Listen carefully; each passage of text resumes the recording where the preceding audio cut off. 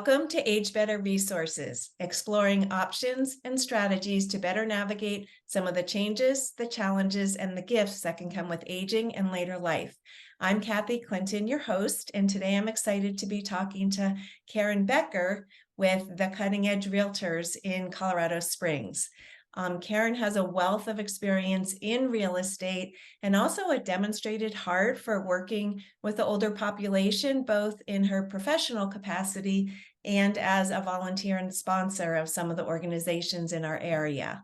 So welcome, Caryn. Thanks for taking time. Thank you, Kathy. I appreciate it. So good to be here with you today. All right. So to start, can you describe your experience working in real estate and maybe then about your experience in working with older adults? Sure. I got started in the real estate industry in the late 90s, and I worked in the property management world and then became licensed in '06. And my parents were a lot older than me. And so as I was caretaking mom and realized it was time for her to go into a community, I realized that I didn't really know where to turn and what resources were available. And I had heard about this designation called Seniors Real Estate Specialist. So I worked on getting that designation, and it challenges you to become involved in the senior community where you live so you can learn the resources. And then, so that's kind of how I started. It was more a matter of how can I help my aging parent.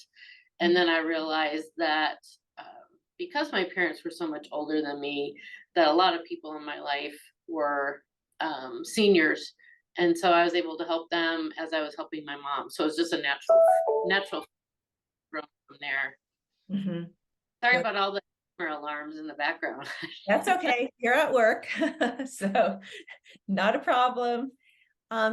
So I know you also have evolved into not only serving seniors professionally, but also volunteering in the community and working with some of the organizations in town. Can you just touch on what that experience has been for you? It's been a great opportunity and experience. I was blessed to join the Senior Resource Council right away and learned, about all the people that have and met so many people that have just this amazing heart for seniors. And it was just heartwarming. And I was blessed to listen to a presentation by a now retired police officer about elder abuse. Mm-hmm. And it just really touched my heart that this was such a underserved population that was extremely vulnerable. And so that made me want to get involved and to learn more about ways that I could help those folks become educated so that they couldn't be victims of certain situations, and just make sure that they were taken care of properly if the opportunity presented itself. Yeah. Well, and I know that you're going to be involved with the upcoming Elder Law Day. Is that correct? I wish I was. Oh. I need to do that. Maybe another year. I'm actually real involved right now at the Senior Law Day. Oh, Senior Law Day. I'm sorry. Okay, I confused those two. That's you could. It's very easy to. So the Senior Law Day is put on by the Justice Center, and I help recruit sponsors for that. Mm-hmm. It's a really neat day for seniors. Yeah, absolutely. So in working with older adults through the transition process of downsizing from what may have been their lifetime home to a smaller space, have you noticed a difference in that process versus maybe working with a younger person who's just starting out? Yes, there's a huge difference, night and day. Younger folks are just excited. They're looking to start a place to create memories. And, so it's an honor to be a part of that process. Flip side, fast forward 50 or 60 years, that's when you need the expertise of somebody that understands the nuances to downsizing, because every single one of those items, unfortunately, were very we're very attached to our stuff. Every one of those items could potentially have meaning and a memory attached to it. And how do you navigate getting rid of those things? Mm, yeah. Challenge. Working in senior living, I also often saw people that really would have been better served by making a move, but just the whole process of making that happen was overwhelming, and so they just never did. They just stayed there. So yeah, that's something that you maybe see, but hopefully can help people navigate and overcome. Yeah, so it's twofold, right? Is the the kids are my age, baby boomer generation, and sometimes they live out of state. They don't know where to start. They don't have time. They're sandwiched. They're taking care of mom. They're taking care of their kids and their grandkids. They just have their own life going on. How do I help mom or dad? And then mom or dad are aging, so maybe they don't have the stamina, they don't know where to start, it's emotional. I've lived here for 60 years, I don't necessarily want to move. So there's all kinds of things going on. Mm, yeah. What are some of the extra support services that you found to be helpful with this process? Over the last couple years, I really have strongly suggested that my folks hire a move manager. I just think it does have a cost attached to it, but it's probably the best money that a family can spend. Mhm. And what does a senior move manager do? A senior move manager helps people really hone in and focus on what items are important to them. They work with the community where they're moving to determine the size of the space that they're going to be moving into. They help them figure out what pieces are going to fit where in that space. They pack everything, they coordinate the mover, they even unpack everything. Mhm. So the family is just kind of overseeing the project, really. If they don't want to, they don't really even have to. Yeah. It's a very integral part. Probably just a great resource out there. Yeah. And do you ever have clients who then have a sale at their home? I've seen that sometimes where they'll bring in like an auction company or something. Have you seen that? Sure. Lots of estate sales. I network with a couple of estate sale companies in town. They stay very busy. Mhm. They're very efficient. It's amazing. Um, I've been told by estate sale people that when they're walking into the house to do an evaluation, they'll find boxes full of trash and they'll say to the family, "Hey, I can actually sell that for stuff." And then they'll see stuff in the garage sale pile and they say, "We should throw this out." So they really know what's going to sell. They have the resources. I had a gentleman one time ship a piano back to one of the adult children back east. So um yeah, and then they clean the house out when it's done. I mean, so move managers, estate sales, we just kind of coordinate all those things as part of my service. I include the final clean out and carpet cleaning of the property so it's ready to show or sell. And so we try to make it really seamless so that they can process the emotional aspect of it and not have to worry about the actual moving. Yeah. Gosh, that would make a huge difference, especially if the family's out of the area. I can't imagine trying to manage it from a distance. Um, Right. so it just made me think if somebody's thinking about a move like that, is it better to have somebody, if they have the resources, financial ability to make the move first and then go through the kind of clearing out much of the home so it shows better? Typically, I would say 80% of the time that is the case if they do have the resources available to move first. Then in a lot of situations, we just try to sell the property as is. Other than, we have it cleaned, we usually ask them to clean and service the furnace or air conditioning to make sure those things are operable. And then we try to sell it as is. Mhm. If the house has been lived in for 50 years with no updates, then it's just priced accordingly. Because you really can't. But if somebody's living, um, they've only been living in their house for 5 years because they moved here to be near grandkids or something, and everything's updated and nice, then we would just stage it and sell it with them living there. It all Yeah. depends. Selling a home and living in a home at the same time can be stressful because you have to leave for showings and things like that. Yeah. Yeah. And if there's been any kind of medical challenges and there's medical equipment around and all that can be a hindrance, I would think. So, Definitely. yeah. And then if there's pets, how do we leave with the pets? And we've done it. I've done it where, go have somebody leave town. Like, I'm going to be listing a house for somebody that's downsizing in next month. And um, they're going to leave town for the weekend. They have a little dog and they don't want to deal with showings in and out. Or we've done it before where we've just had open houses so they can be gone for just, a set amount of time each day. It all depends on, what works best for that customer and their needs. Yeah. Well, and that's one of the ways I would think having experience and someone experienced with that and someone who can anticipate those type of situations would be really helpful. That this is not going to be the same as listing a home with someone who's been in it 4 years and is gone all day at work. It's just a Right. dynamic.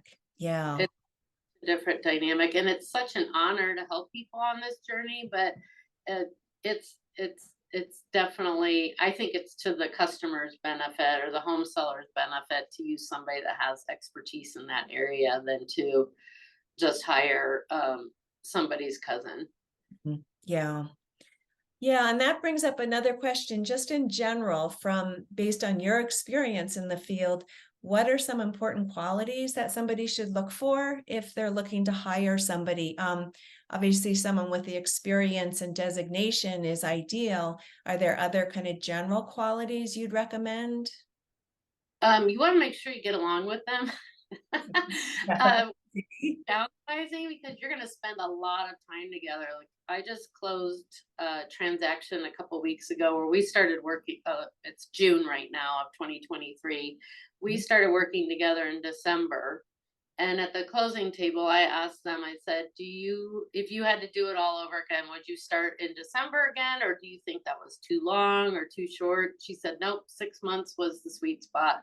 She said, Mm, they feel like we needed that amount of time to process and do things, let the move manager do their thing. And it was great feedback from somebody that's just lived it. So yeah, you that's great.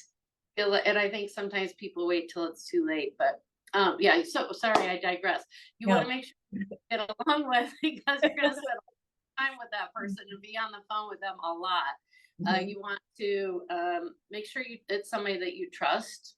mhm. um, you want to make sure that somebody has systems in place so that things aren't going to slip through the cracks. Mhm. That there's a communication plan is always very important. Like, if my house doesn't sell in the first 7 days, how are you going to communicate with me then? What's the plan moving forward? Because we've been spoiled over the last 4 or 5 years with homes selling rapidly, so a lot of agents don't have the expertise to have critical conversations about price improvements and staging and things like that. So just kind of experience, and then proper pricing is somebody that knows how to price a property well. Just because you think it's worth 550 and your neighbor sold it for 550 6 months ago doesn't mean it's worth 550 today. Right, right. Yeah, my mother actually was a real estate agent, and her biggest thing was not to overprice a property because That's she said that was very really a bad way to go. So, And buyers are so savvy today, Kathy. Buyers are searching online even a year and a half in advance. And when I have a buyer, they'll be like, "Oh, I don't want to look at that. There's a new listing. I don't want to look at it. It's overpriced." And I'm like, "Oh, you know that it's overpriced. That's cool." So you got that proper pricing. And your mom was right. Yeah, yeah. And that was back when it was like a booklet. Like there was nothing online. She'd come home with But, her little book or whatever printed for that week. uh, So yeah, it was a little bit different. So the process today, if somebody bought their home 40 years ago, this is going to be a very different process to sell and, buy something different if that's what they're going to do. So yeah, having someone with current experience would be awesome. But I would think too, um, to work with someone who's kind of walked that journey with their own family can be helpful because you're just sensitive to things in a different way once you've experienced it personally.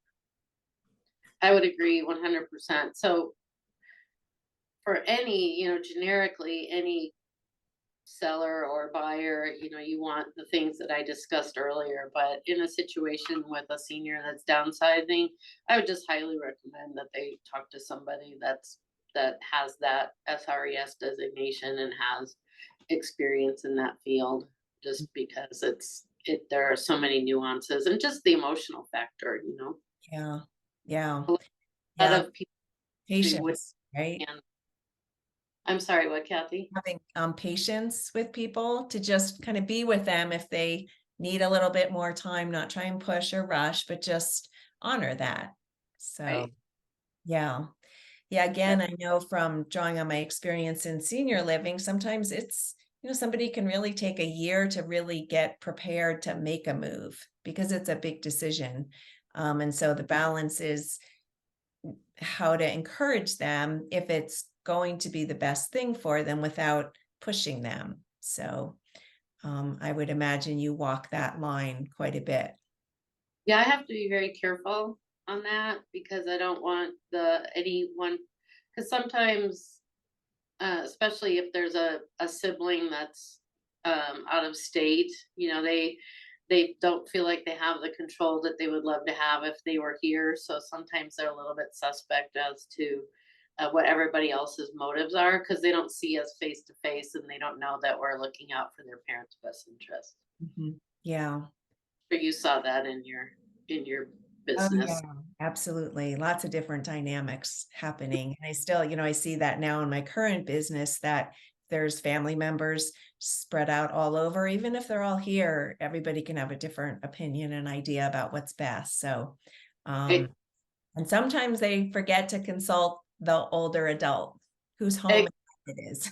So, yeah, that's not good. Um, So what else do you think would be helpful for people to know? Any general tips if somebody's going to have to start this whole process of downsizing and, um, just the whole process? It can be overwhelming. it can be. I would say start with, um, I would say, like I said about that conversation with my recent client, really 6 to 9 months in advance, start really evaluating, figuring out what community you want to downsize to. Of course, I have resources there to recommend people that can, like you, that can help in that regard. Um, I think first you have to have a place in mind. Mhm.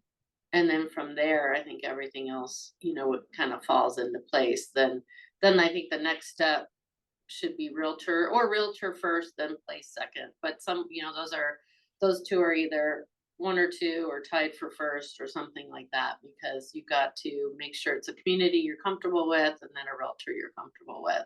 And Yeah. then just you move forward from there. Yeah. Yeah. Do you have many people going from a larger home to maybe a patio home just so they get the one level and some sort of community, but they don't want to be in a senior living community, all in one building? Do you see that much? Do I see that more with older boomers? Hmm. And sometimes, the greatest generation, but um, probably not enough. I think in a perfect world, I think everybody would have the family home, downsize into a townhouse patio home, and then downsize to the retirement community. Because then you've already kind of downsized once while you were still healthier.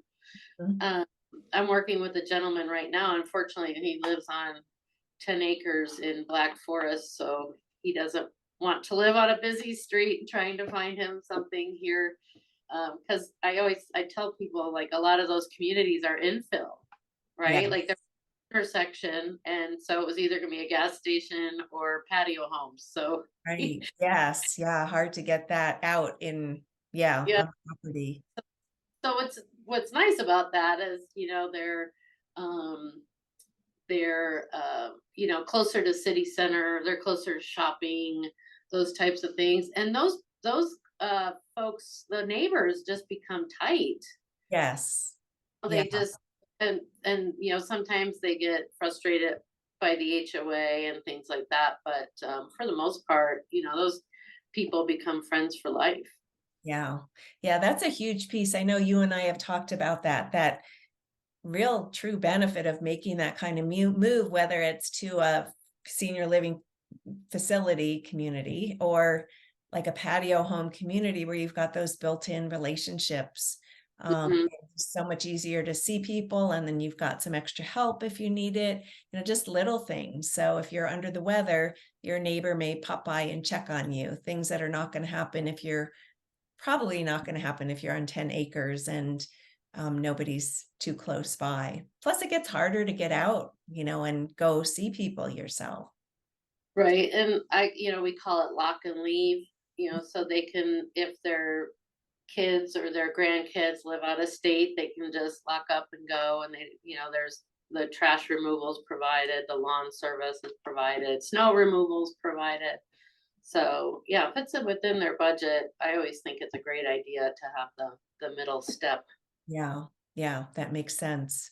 Well, if people are interested in learning more about working with you, what's your normal process?